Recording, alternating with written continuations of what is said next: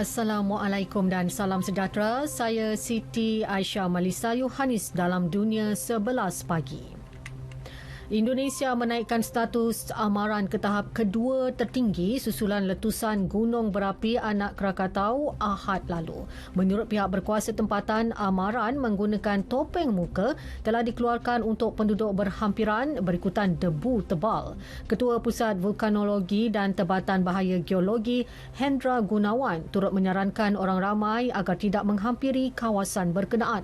Kali terakhir Anak Krakatau meletus pada 2018 yang mengakibatkan tsunami dan mengorbankan 429 orang serta menyebabkan ribuan penduduk kehilangan tempat tinggal.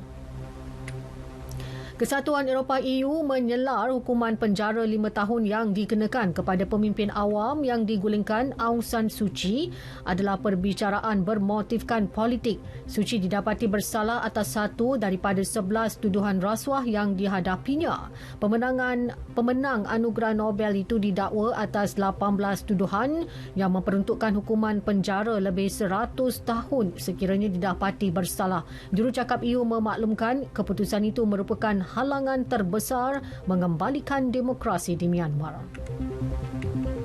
China masih bergelut menangani penularan COVID-19 di negara itu selepas melaporkan 34 kes jangkitan tempatan baharu semalam. Ia jangkitan tertinggi sejak varian Omicron dikesan di ibu kota China itu minggu lalu. Kebanyakan daripada pesakitnya menunjukkan simptom jangkitan virus itu. Susulan itu, pusingan kedua ujian saringan COVID-19 secara besar-besaran mula dijalankan di daerah terbesar Beijing di Chaoyang. Beijing menyasarkan untuk menguji sekitar 20 juta penduduk sebanyak 3 kali menjelang Sabtu ini. Suruhanjaya Eropah menganggarkan antara 60 hingga 80% penduduk negara-negara Kesatuan Eropah EU telah dijangkiti COVID-19.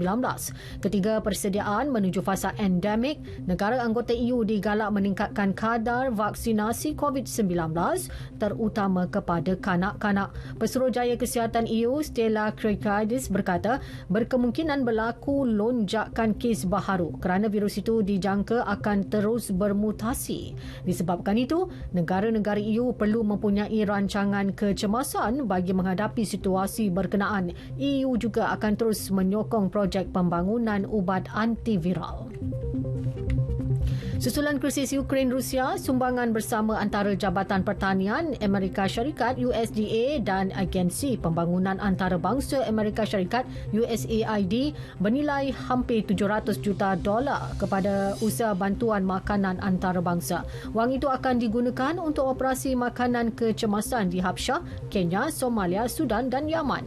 Setiausaha Pertanian Tom Vilsack berkata, peperangan yang berlaku di Ukraine, pengeksport utama pertanian mendorong kepada peningkatan kos makanan serta tenaga. Pencerobohan itu turut membawa kepada krisis makanan secara global.